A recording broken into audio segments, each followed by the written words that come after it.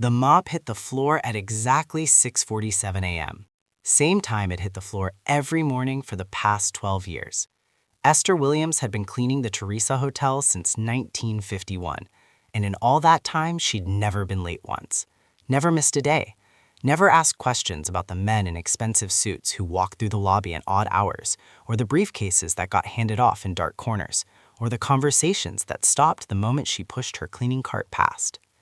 Esther was 54 years old, 5'2", maybe 110 pounds soaking wet.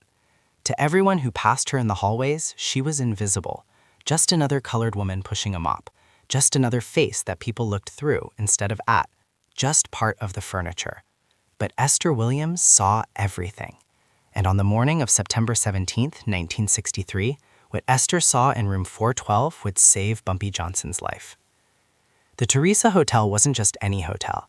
It was the Waldorf of Harlem, the place where Fidel Castro stayed when he came to New York, where prizefighters and politicians and jazz legends and civil rights leaders all walked through this same revolving door. It was 9 stories of Art Deco elegance, right on the corner of 7th Avenue and 125th Street, the heartbeat of Harlem in glass and marble and polished brass. And for the past 8 years, Bumpy Johnson had maintained a suite on the 7th floor, Suite 701. Not his home, he had a home, had a wife, had a regular life somewhere else. But Suite 701 was where business happened, where deals got made, where disputes got settled, where the real power of Harlem gathered behind closed doors to decide how the neighborhood would run. Every Tuesday and Thursday morning, Bumpy would arrive at exactly 8:30 a.m., walk through the lobby nodding at people, take the elevator to the 7th floor, spend 4 hours in that suite meeting with his people. Numbers runners, building owners, local business leaders, people who needed favors, people who owed favors. The machinery of an empire that ran on handshakes and respect. The routine never changed. Tuesday and Thursday, 8:30 a.m., Suite 701, for 8 years, like clockwork. And everyone knew it. That was the point. Bumpy Johnson didn't hide, didn't move locations, didn't vary his schedule.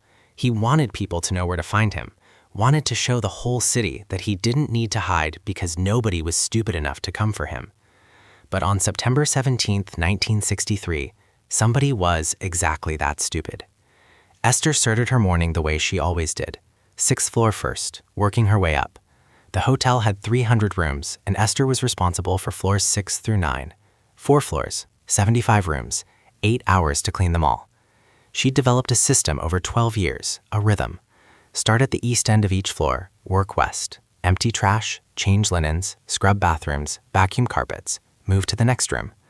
By 6:50 a.m., she was on the 7th floor, started with room 701, Bumpy Suite.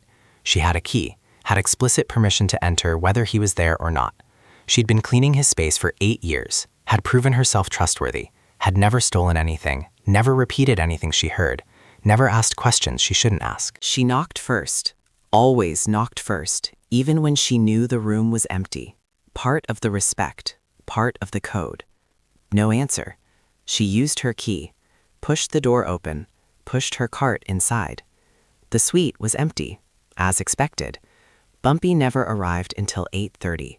She had almost 2 hours to clean and get out before he showed up. Esther started with the trash. 2 waste paper baskets, one in the main room, one in the bathroom. She emptied them into the bag on her cart, moved to the windows, started wiping them down with vinegar and newspaper. Old school method, but it worked better than any chemical cleaner. That's when she noticed room 412. The window in Bumpy's suite faced west, looked across the narrow gap between the Teresa Hotel and the office building next door, maybe 30 feet between the buildings. Close enough that on a quiet morning, you could hear conversations from the other side if windows were open. Room 412 was directly across from Suite 701, 4th floor of the building next door, some kind of office space, import-export business according to the faded letters on the window. Esther had been looking at that window for 8 years. It was always dark, always empty. The business had gone under sometime in the 50s, and nobody had rented the space since. But this morning, the window wasn't dark. There was a light on inside, just a faint glow, like maybe a flashlight or a small lamp, and there was movement, a shadow passing across the window. Esther stopped wiping, stood perfectly still, watched. The shadow moved again, closer to the window this time, And for just a second, no more than 2 seconds, Esther saw something that made her blood run cold.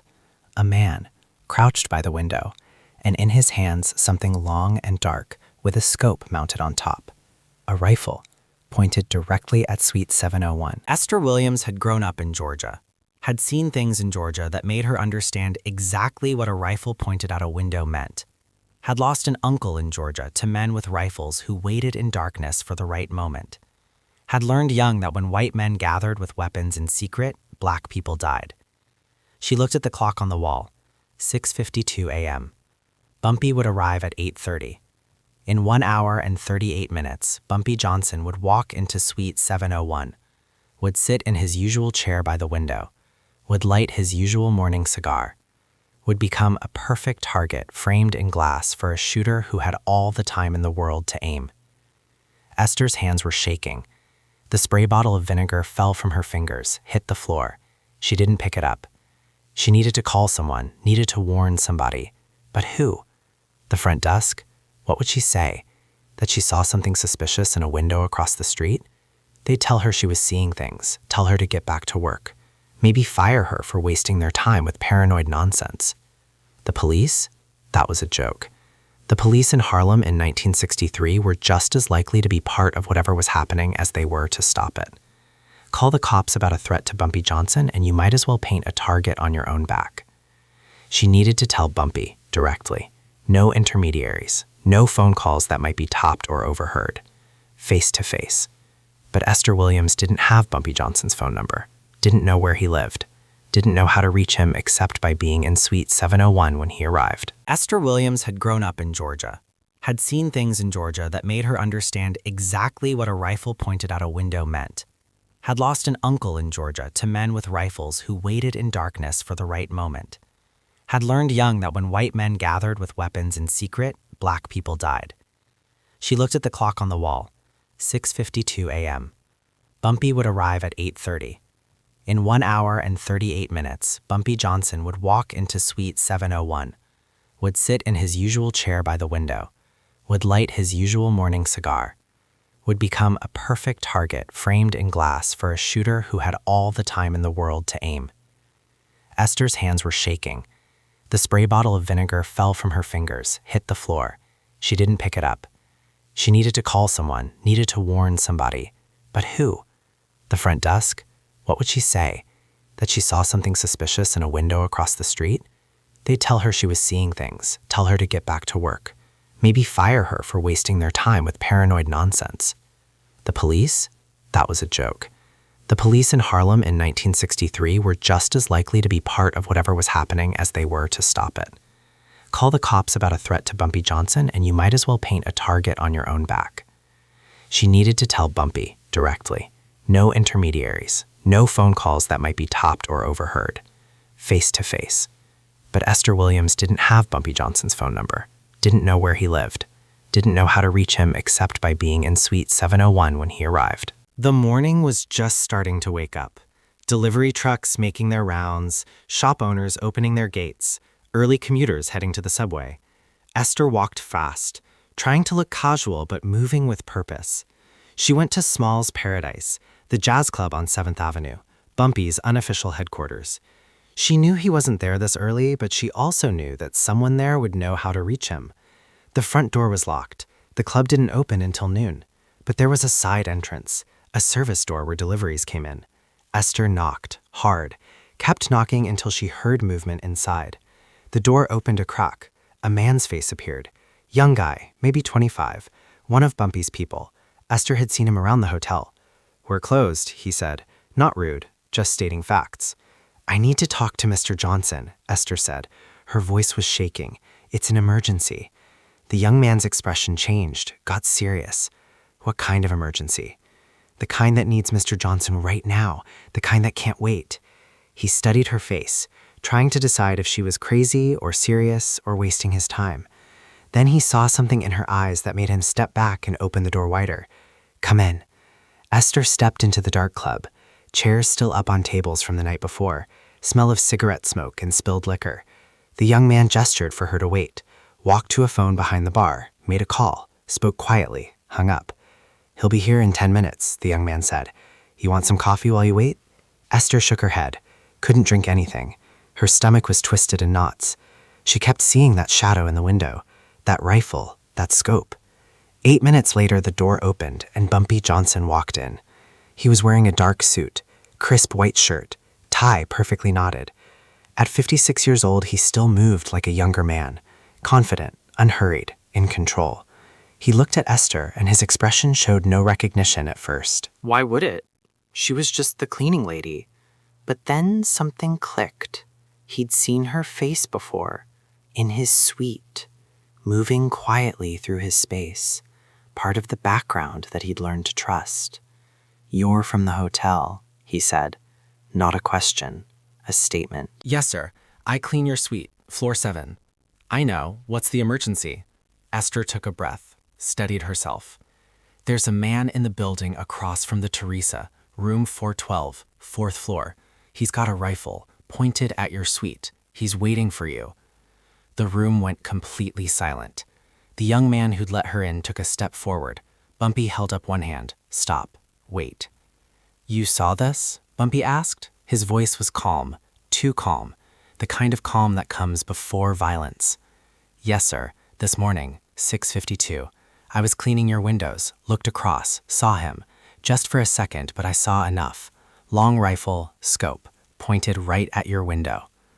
You sure it was a rifle, not a camera or a telescope or something else? Sir, I grew up in Georgia. I know what a rifle looks like when it's pointed at where somebody's about to be. Bumpy's jaw tightened. He looked at the young man. Call Raymond. Tell him to get 6 men to the office building next to the Teresa, 4th floor, room 412. Tell him to be quiet about it. No guns out. Just go in like they're looking at office space, but be ready.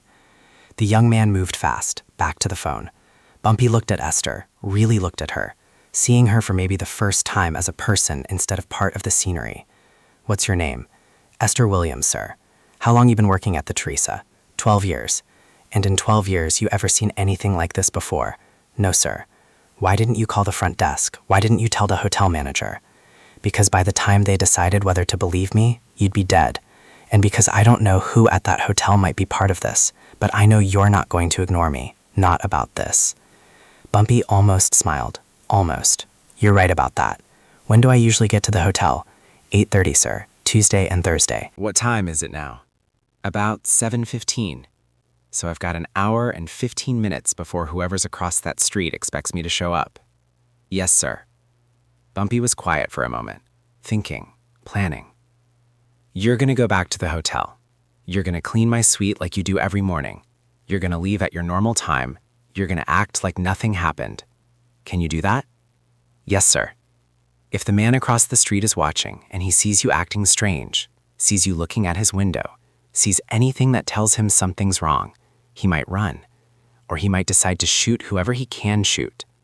I need him to think everything is normal. I need him to wait for me. I understand. Good. Now listen, my men are going to handle this, but I need to know something. Why'd you come to me? You could have just called in sick today, could have stayed home, could have let whatever happens happen. Why stick your neck out? Esther looked him directly in the eyes.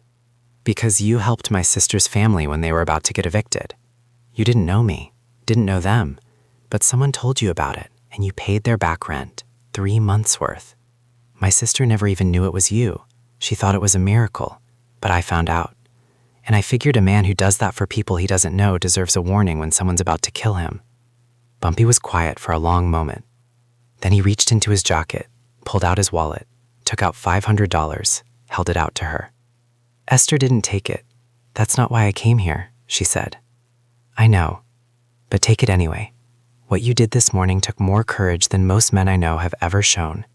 You didn't have to do it, but you did. That deserves more than a thank you. Esther hesitated, then took the money. Not because she needed it, but because refusing would have been insulting him. She folded it carefully, put it in her apron pocket. Go back to work, Bumpy said softly. Act normal. This'll be over soon.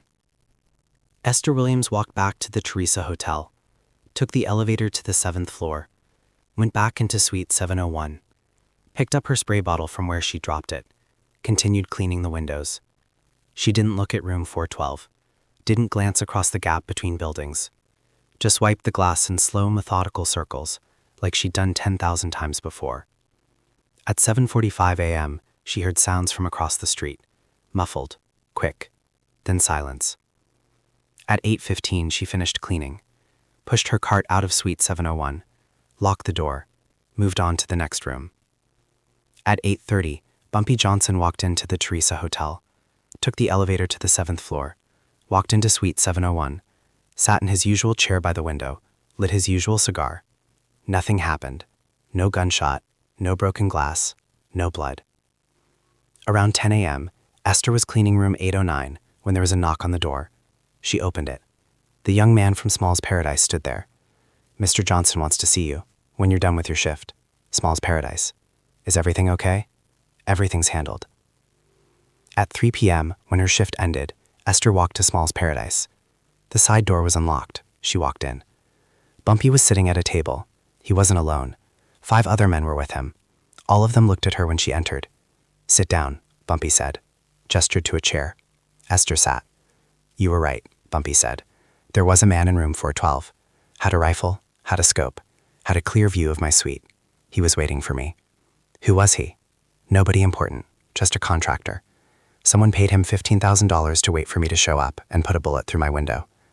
He was supposed to take the shot and then disappear, probably be on a train to Chicago before anyone even knew I was dead." "What happened to him?" "My people walked in while he was setting up. Told them they were looking at office space. He tried to play it cool, but they saw the rifle. Things got physical." "He's not going to bother anyone anymore." Esther nodded, didn't ask for details, didn't want to know details. "I need to ask you something," Bumpy said, "and I need you to be honest. Did anyone see you come to Small's Paradise this morning? Did anyone follow you? Did you tell anyone what you saw?" "No, sir, I didn't tell anyone. I came straight to you." "You're sure?" "I'm sure." Bumpy leaned back. "Okay, here's what's going to happen. You're going to keep working at the Teresa. You're going to keep your normal schedule. You're never going to talk about what you saw this morning. Not to your family, not to your friends, not to anyone. This morning never happened. You understand?" "Yes, sir." "Good. Because the people who hired that man across the street, they don't know their plan failed yet. They don't know I know about it, and I want to keep it that way for a while. I want them to think their shooter just got cold feet, just disappeared with their money. I want them to stay comfortable, stay confident, keep planning, because when they do, I'll know exactly who they are, and I'll handle them the way they tried to handle me." He paused, looked at her with those eyes that had seen everything Harlem had thrown at him for 40 years.